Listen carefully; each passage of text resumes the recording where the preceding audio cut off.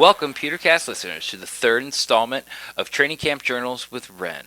It was a rainy day at Bucs today, a lot more than yesterday, but that couldn't dampen my spirits because I was hooking up with the boys from Real Bucs Talk. We got to sit down and watch practice together. It's where I sort of got my start. Well, actually, not sort of. I did get my start. It's where I got my start as far as the writing side that goes. I've been able to turn that into where now I write for whatthebuck.net and also the Pewter Plank. So always eternally grateful to those guys. We had a good time. We sat up in the stands, and it was really fun to be able to talk football and be next to somebody who's looking at the same things. Fans are great, but it seems like they're only watching the stars. They're there to see Jameis, and there to see Mike Evans, and there to see Quan Alexander and Gerald McCoy and Levante David and Cameron Braid, all those guys.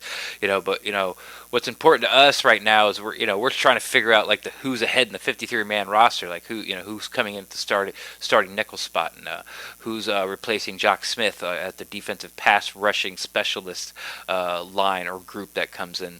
So, like I said, I had a lot of fun, and after practice, I sat down with Michael Pless, one of the creators and I guess co-owners of Real Bucs Talk, and I had a little 5-minute interview and just kind of get his thoughts on what he thought about practice today and how everything went. So let's go ahead and start that for you right now. All right, now I'm being joined by the guys from Real Bucs Talk. They had their first practice today. Before I introduce the guest, Michael Pless, I'd like to say to these guys that they sort of gave me my start. Just about a year ago today, I was messaging on commenting on their blog spot before it became a .com, and we messaged back and forth. And one of them, I don't know if it was Mike or Mark, said, "You're a pretty knowledgeable fan," and I took a shot and I was like, "Hey, can I, put together an article and maybe if I want to contribute, will you post it?" And they said, "Yeah, sure. Write one first," because basically they wanted to make sure I wasn't a retard. So I just I threw one out there, and I didn't really proofread it or anything. And instead of getting a yes or no back, the next thing I know, it's up on the site, and I go, "Okay, I guess that's it. We're ready to go." But so I'll always be thankful to these two guys for letting me sort of get my foot in the door and giving me the confidence that people would actually read my stuff. So without to introduce, here we go. These guys are co-owners of the site, realbuckstalk.com. I spent the whole practice with them. It was really fun to talk football with them. And we have here Michael Pless. Yes, thank you, Doug. That was very, very good. We appreciate you coming and joining us. So it was, it's been fun. Today at camp, I thought it was a pretty overall decent practice. Again, it's still early, so guys are still getting their feet wet. But I mean, overall, it looked pretty solid. I thought Jameis had some good moments, but I mean, decent practice for third day. Yeah. Exactly. It was third day practice. Lots of rain. Went back and forth. We would not be hearing from Mark Ramirez, the other owner. He's camera shy, or Mike shy, I guess. Mike shy. Was that what we were going with? A little Mike short. I don't know what that means. Probably dirty, but whatever. So it was pretty typical practice. I've been to the first two. The first one these guys got into this year. They were the second car in line. I made about the 20th, so they beat me here. So what stuck out to you? It was pretty mundane, no big plays like yesterday, probably because of the install. But when you came in today, what were you looking for? What were you trying to see? Positions that you wanted to pay attention to? Yeah, I was just looking for like a clean practice. No balls on the ground. There was a few today, but I mean, just overall, it was solid. I mean, I thought Adam Humphries really stood out. Yeah. He was getting open consistently. But just the overall speed, you could see it on offense, and especially defense. They looked much faster than years before. So just the overall speed and tempo, I thought was good, especially with the way they're running practice. So not too bad. Again, we can't really tell because we got to see it in a game first. See the offensive line, D line go at it. I thought Noah Spence looked really good. That stood out to me. He had a really nice inside move against Donovan Smith today. You guys tweet that out yet? Yeah, we got that out on Twitter. Check that out on social media, guys. Yeah. It is. He basically Donovan Smith just grabbed air and he was gone.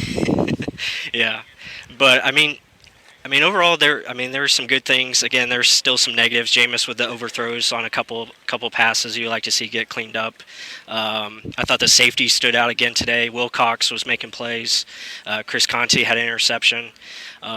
So I mean, just a lot of good competition, I would say, and it was, I mean, for the most part, pretty good practice. There was rain again, so they got more work in the rain, which was good for them. The kicker battle. I mean, I think both kickers made most of their kicks, so I didn't even see him. That was exciting. Yeah. Where was I? Was that bathroom break for me? I missed him.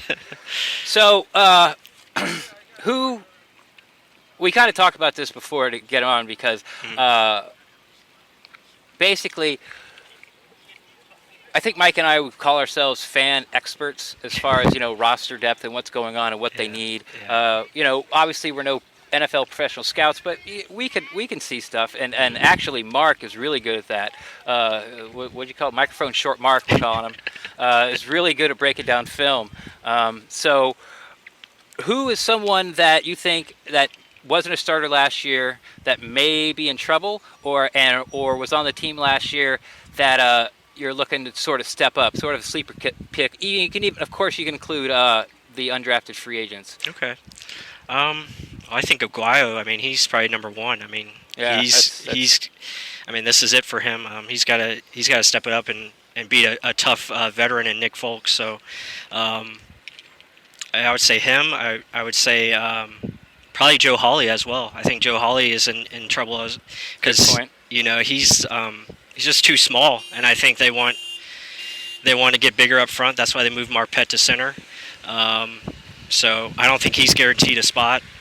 I think, let's see, Alan Cross. Alan Cross is another one just because of the tight end depth. Thank you. Go gather bus. Appreciate that.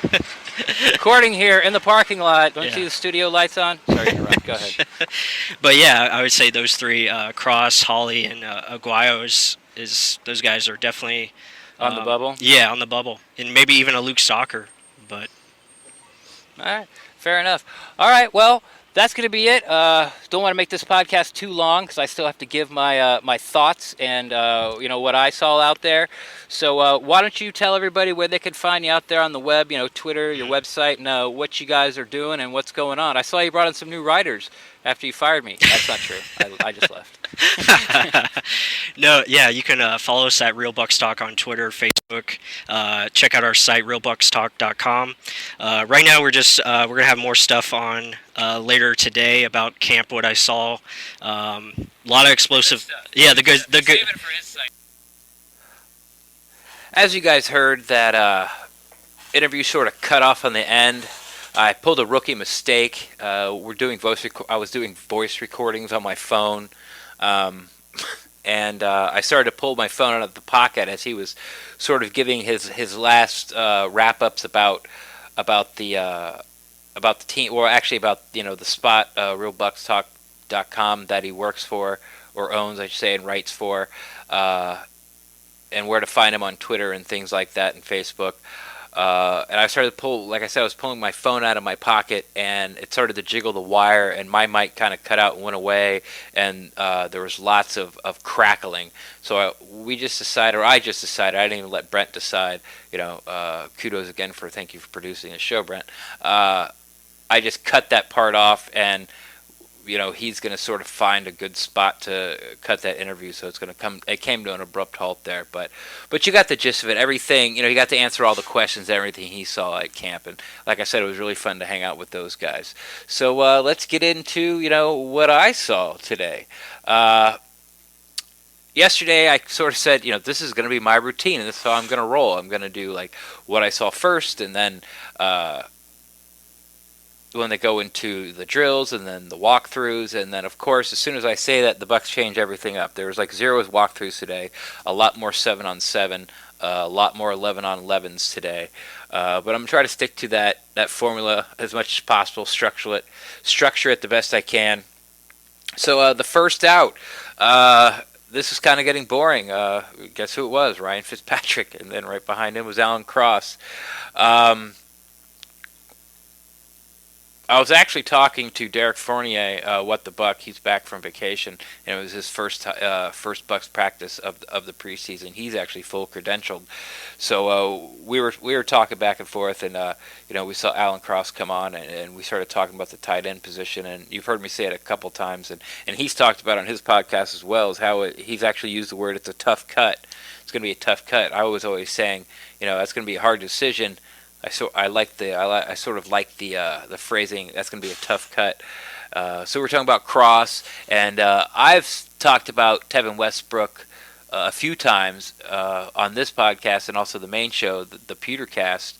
And Derek's got his eye on him too. He sees him as more of a really big a mauler, super athletic, really raw, but he thinks he could be a really great sort of blocking tight end, maybe the incumbent to Luke Stocker as far as blocking wise, but with more athleticism and more ability to get separation. Joe McCoy once again, he came out on the field like he always does. Did some stretches and got close to the stands. And everyone cheered. I was correct. He wore his Batman and Joker cleats today with the blue Batman cape and cowl, so the old school. Tomorrow, when I said this yesterday, I'm talking about, I really have to see what he's going to wear tomorrow, because from the picture on social media, the 4 set of airbrush cleats that he got, you can't really tell, what Marvel or DC character they were. And tomorrow's practice is Military Appreciation Day, so I can't attend. I'm going to need some help on that. I'm going to have to, tweet out to some people, and maybe they'll be nice enough to make the effort to see, because that's really going to, honestly, that's going to bother me. I'm going to have to find out one way or another, and hopefully you find that interesting. You kind of find out you kind of want to find out too. Maybe not. Could be just me. But during stretches, Joe Hawley was sort of hamming it up for the crowd. He came up and raising his arms as in, get the noise up. People started cheering, and then he did his best Hulk Hogan, where you sort of twirl the wrist and then lean into the crowd and put it up next to your ear. Put your hand up next to your ear, and everyone got loud. So I thought that was pretty funny. Joe Hawley being Joe. And to finish off this segment, it was great weather. I cannot stress enough how nice it was to have it overcast. It rained a lot, and obviously I'm undercover, so it doesn't bother me nearly as it bothers the players or even the beat writers who are their alleyway is very close to the tent. We're actually in that 2-foot, 3-foot little alleyway they have between the two mesh fences. They have to get back against the back fence, because the tent doesn't go out far enough. If they sort of lean out with their cameras to take pictures or videos, like, they're going to get wet. So they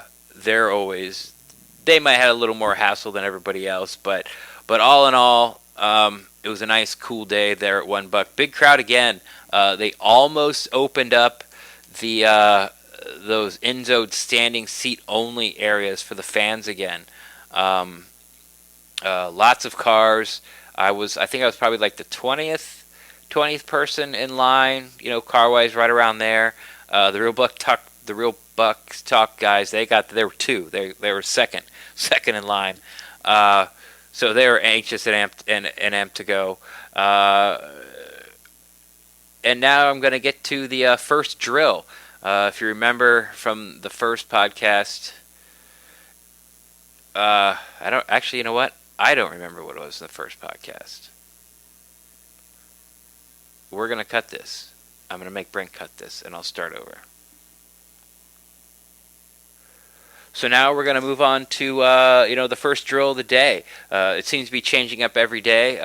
Yesterday it was an inside-out drill with the receivers, running backs, and tight ends, and today it was all about the running back screens. They're doing screens to the left and screens to the right, and even some middle screens. And the offensive line was involved in this. They would basically have 3 offensive linemen pulling out and picking up, linebackers and possibly nickel corners, and the running back get behind him, they dump it off, and go out and pick his way through the blockers. And they did that probably. They spent a lot of time on it. They probably did that drill for a good 10 minutes, where each running back probably got 3, 4, maybe even 5 reps. The same with the linemen going through that. So that might be something that Cutter's going to be counting on, sort of like the tunnel screen early last year with Humphreys. It did so well for the first 2 weeks, and teams really started to pick up on it, and it never really caught on like it, or I guess to say the yardage wasn't as good. The play wasn't as big, not an explosive play as it was for the first couple weeks, and teams, you could tell, were really looking at that, seeing it out of that formation, and the cornerbacks were sort of, and the cornerbacks and the linebackers were sort of jumping that route and cutting into the backfield, and made it real hard for Hump to get anywhere, because they were on top of him as soon as he got the ball. But biggest cheers once again was for Doug Martin. I know some article came out. It was really an article. It was just like a 3-sentence blurb about how Jason Light said there's no guarantee that Doug Martin would be, the starting running back. I believe it's what it said. Starting running back when he comes back from suspension. Nationally, I guess that's sort of news. Nationally to fantasy players, that's kind of news. But if you follow the team, we know that. I mean, it's Doug Martin's going to be on the team week 4. How much he actually plays week 4? It's, who knows? Maybe, Quiz is doing great, or Charles Sims is, he's not going to do, they're not going to try to give him the ball between the tackles, but Charles Sims is, at least doing what he did 2 years ago in the third down role. Maybe Peyton Barber or Jeremy Nichols have stepped up in a big way as well. So Doug's role obviously is not defined when it's going to be week 4. Jason Licht's just not saying he's handing him the keys, and he shouldn't say that. Doug let the team down, let the fans down at the end of last year. We'll see if it's going to be a problem for the first 3 games of this year. I don't think it is, but the team's better with him on it. But saying that he's not guaranteed the starting running back spot when he comes back is more of a kind of a response that you get from me than oh no, that's shocking. I can't believe I thought he was going to fill in right away. So, but the point I was getting to was every time Doug Martin caught one of those screen passes, he got the most cheers by far. I'm not really sure the fans know what Jeremy McNichols' number is right now. So, Doug's easily the most recognizable back out there. And once again, if you were looking for fans that were sort of mad or upset at Doug Martin for the end of last year and the beginning of this year, it doesn't exist, at least not for these hardcore fans, because they cheered Doug a lot and they loved him. I mentioned earlier how they sort of changed up the way they're doing in practice, and one of the things they did, sort of the offense and defense, all the guys, starters, the guys you would think that were locked to make the defense, and all sort of like the linebackers and the guys who are going to try to make the team on special teams, they were on the main field and they were running special teams drills. Some of them, honestly, I didn't really understand what they were doing. It looked like it was 3 guys running at a coach holding a dummy, and he would change at which guy he would sort of go after and block, and the 3 guys had to cut off him and I guess sort of like fill his lane, sort of on the fly as it was going. I think that's the way we were doing. Not fun to watch, but they're not there for our entertainment. It's definitely a luxury to be able to go in there and look at. But they did do kickoffs, so they had guys that were running down. They actually didn't kick the ball; it was a fake kick, or Folk or Aguayo would go up there and just kind of swing his leg, and wouldn't hit the ball, and the whole gunners would run down, and the I guess the receiving team would collapse down. But would collapse down into their formation before the guy would just hold the ball up and then he'd bring it into his chest and start running. But back there, there was 4 players and I missed one. I kept looking, but I was tweeting out and doing some things and sort of talking to Mike and Mark. I missed the 4th one, but back there that I know that I saw was Bernard Reedy, Bobo Wilson back there, and Dye. So with that 5th receiving spot being so contested, the first 4 are probably locked up. If one of those guys, Reedy, Wilson, or Dye, can lock up that kick return job, there's your 5th wide receiver. So you would sort of think by just today, and once again, way too early, and a lot of things can change, but for just today, you would think like Reedy, Wilson, or Dye sort of have the leg up on that 5th receiving position, and whoever that 4th player back there was. No walkthroughs today. They went straight to lots of 7-on-7, and they'd go to 11-on-11, and then they'd bounce back to 7-on-7s. So it was very fast, very fluid, but lots of offense, defense. They finally got their shoulder pads on, and as I predicted earlier, or I should say, as I predicted yesterday, finally the offensive defensive line got to bang some, and they weren't going full all out, but it was pretty close. I would say they're going all out when the ball was snapped, but then you can't touch the quarterback and things like that. But it was some nice competition. It was fun to watch after 2 days of just sort of like hand holding in the trenches that some guys got after it. So some of the things I saw. Godwin once again, looked good. Flash. He catches everything that comes near him. It's to the point. He actually dropped one today, and it's come to the point where when he dropped it, you're more like, what? Like you're genuinely shocked because you just think he's going to haul it in. But he had some once again body contorting catches and brought it in and got both feet down and all that stuff. Last year, it seemed that we desperately need a wide receiver, and Jason Light pulled through again with getting into Deshaun Jackson.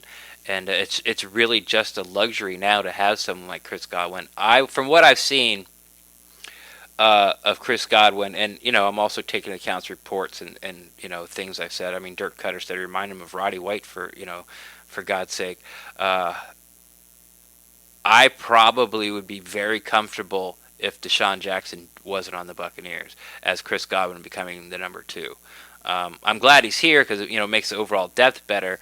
But if it was like an Evans, Godwin hump 1, 2, 3, I would feel good about it, and I feel better about it than I did last year, knowing what a subpar season Vincent Jackson was having before he got injured in Week 5. That I think I would feel better now, but knowing what I know, I would feel better now having Evans, Godwin, and Humphreys. I think that's a better combination than last year's Evans, Vincent Jackson, and Humphreys. So he's really impressing, and he flashes a lot. Once again, J.J. Wilcox, he looks aggressive. He's jumping routes, getting his hand in there, knocking balls away. Played a little nickel today too, which was surprising. There's this short article that Greg Allman of the Tampa Bay Times put out that sort of explains why it's a good idea so Wilcox can play nickel, because he's a little more big-bodied than Javian Elliott, who was the starting nickel cornerback, and Judah J. Barima. So that was a little bit of a surprise. He did say in the article that Greg wrote that it's something he's been working on all season. This is just sort of the first time as fans and the beat writers got a chance to see it. So you can now add Wilcox. I think it sort of solidifies himself. Not that he was going anywhere, but definitely now as being the backup safety, and they're cross training him at corner. He's made himself very valuable to the depth chart very quickly, because that could save a spot that they might need somewhere else. Linebackers or defensive ends. I said I think George Johnson's sort of on the bubble, but if you could sort of eat up two roster spots, or well, excuse me, one roster spot with or two roster. Okay, here we go. Ding ding. If you can eat up two positions with one player, so instead of having two roster spots for a backup nickel and a backup safety, if you have one guy that can do both, that frees up a roster spot. So and those players are always really valuable. The best throw of the day was Jameis Winston, Adam Humphries with JV Nell. It had very good coverage on it. It happened right in front of us, but it was a double move, and Jameis laid it out there only where Humphrey could get it. It was in between, like humping the sidelines, and Adam made the adjustments and ran right under, but Javian was right there. But as far as like overall, like prettiest execution of the day, that play was it for sure. Jameis didn't have a very sharp day, but there's always the conversation that Jameis is always experimenting in practice to see what to get away with. But he had Richie Brown pick him off early on 7-7s, and then when they were doing 11-on-11s at one time, Chris Conte, he had a diving interception. He's looked good too, all three training camps. And then the very next play, Devontae Bond had one that hit him basically right in the hands, but he dropped it. So it should have been back-to-back picks for Jameis. And he was going to the tight end position both times. One time, Brait, it looked like he was open from my angle. I couldn't really see where the linebacker was as far as the throwing window. But Jameis sailed it a bit, and that's how Conte came over with some really good speed and scooped it up before it hit the ground. And then the second one, he just forced it in there. It sort of looked like maybe Bond was sort of looking the wrong way, and Jameis saw like his chance to sneak it by him, and he turned around just in time and got his hands up. It was more of defensive. A defensive non-interception than anything, just getting his hands up to sort of protect his body, and it fell to the ground. News at the Sam linebacker position. As of now, it looks like it's Bonds to lose. Beckwith is now. I'm not sure. Beckwith might be getting on the field. He's getting on the field as the second string Mike.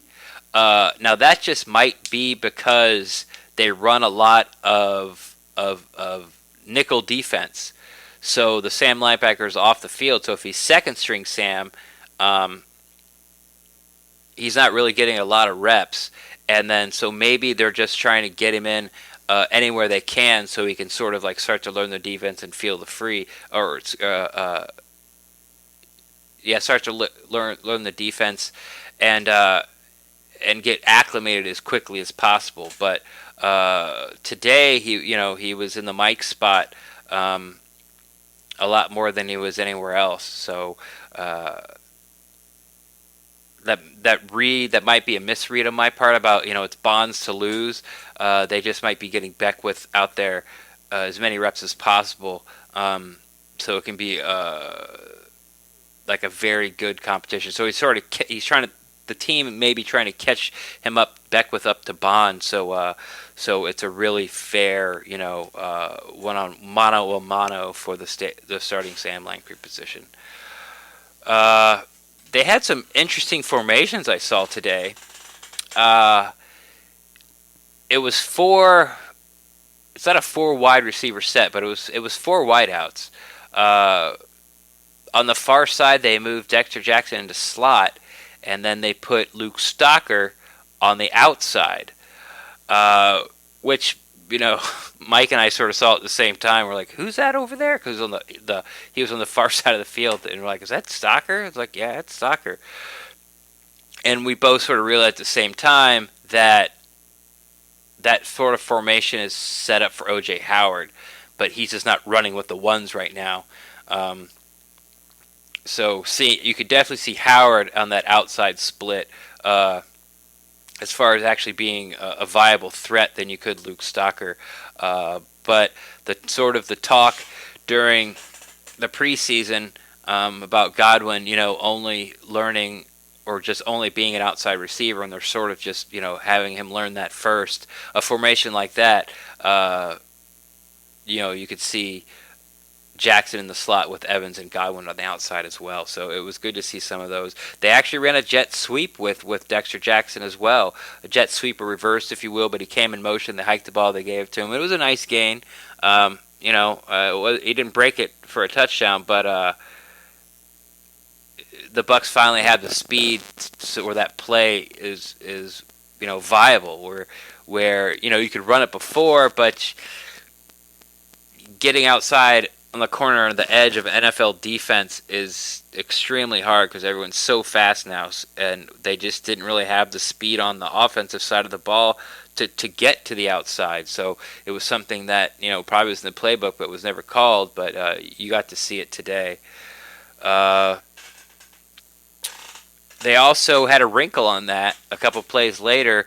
They ran the same formation and put Jackson in motion, faked it to him, and then spun around and threw a wide receiver screen to Charles Sims, it was a nice gain as well. Sort of got by the cornerback because he had a blocker out there, and then ended up being in space one-on-one with the safeties. Since there's no quote unquote contact, you don't know who would have won that battle, but it was it was the last guy. It was one-on-one. If Sims make a miss, he would have been gone. So not only they're running that jet sweep, they've already got plays installed to sort of run wrinkles off that formation and putting Jackson in motion. Mike Evans and Grimes they're going at it, man. These two guys are at the top of their game, and it's fun to watch. Mike hasn't had an outstanding camp, but it's not because it's bad. They're not really feeding him the ball as much as they're feeding everybody else. It might be a case they already know what they have there, but when he does get the ball thrown his way, him and Grimes are they're competing at the top level. They're going at it, and that was fun to watch, to see those guys do it. And if you think you're worried about Grimes losing a step because of his age, well, it's not going to be this year. That's for sure. He looks good out there, as you'd expect him to do. That probably wraps it up. Like I said, most of the practice was a 7-7 and 11-on-11. So the plays click off a lot faster than they do in the game. There's no having to radio in the play. There's no down and distance involved. So basically, Cutter has a list of plays that he wants to run, and he just clicks them off. So it doesn't matter if they're positive, negative. If they gained a first down, they made a touchdown, it doesn't matter. He just moves on to the next play. So it keeps the practice rolling a lot quicker, because down and distance just doesn't matter right now as far as the 11-on-11s go. But after practice, like I told you yesterday, Winston and Brait and OJ and Anthony Auclair, as soon as they huddle up, and they get like a speech in there. I'm sure we'll see a couple of them on Hard Knocks, and then they break off, and these guys immediately started going to work. What was interesting, Ryan Griffin was over there as well, but he was definitely spending all his time with Anthony Auclair and sort of showing him like what he expects, and I'm sure it's the team expects, in this offense, this route, this is what we're expecting. And I mean, they were walking through it. They were shoulder to shoulder, and sometimes he would have his hands on Auclair and, sort of twisting his upper body this way or that way, and getting really in depth in the finer points. So what that says to me is that the Bucs are really want Auclair to make the team, and they're doing everything they can to. They're giving him every chance to win the job, basically. I wouldn't so much call it as like they're showing favoritism, but they brought the guy in, they think he can make the team, and it's your job as the organization and the coaching staff to give him all the tools available to him, so he can make the team. So bringing him in and then just letting him be to his own devices, if you like him, that's not it. You've heard it a couple times, like they believe in coaching guys up. They believe in player development because, you can't find your entire team out of the draft. Your entire team can't be first, second, third round draft picks and free agents. There's guys that are going to have to develop and step up. Kevin Pamphil from last year is the perfect example. And maybe I'm trying to think off the top of my head who maybe Tandy. You could use Keith Tandy, who's been penciled as a starting safety, and he hasn't had a good or bad camp. Honestly, he's just been solid. They haven't really thrown his way that much that I've seen, to be honest. But he was drafted in 2012. He's actually here before Jason Light took over as GM. So Tandy could be one of those guys that has spent a few years to develop in, and maybe Mike Smith's defensive scheme just sort of plays perfectly to his skill set.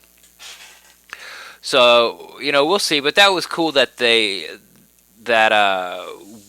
spent all that time with Leclerc, and they're really giving him every chance to succeed. So that's really about it, guys. It's going to be a little shorter one. But I would like to announce that we are recording the main show, the Pewtercast, tomorrow. Our guest will be Trevor Sicker from the Pewter Report, and of course we'll be talking all things training camp. So this is your chance. Get in your comments, questions, thoughts to it's the Pewtercast at gmail.com. That's thepewtercast@gmail.com. So send in your thoughts, and we'll read them on the fan segment, on the fan. I always say fan. I say that all the time during recording it too. Listener interaction section, which has become my favorite section, and Brent's too, of the whole entire show. Tomorrow, like I said earlier, is military appreciation practice. So Tuesday practice is closed to the public. So I won't, be back till Wednesday. You can follow me at Twitter at Ren Daxt, REN_DAXT, and I will talk to you guys Wednesday. It was a good 3 days.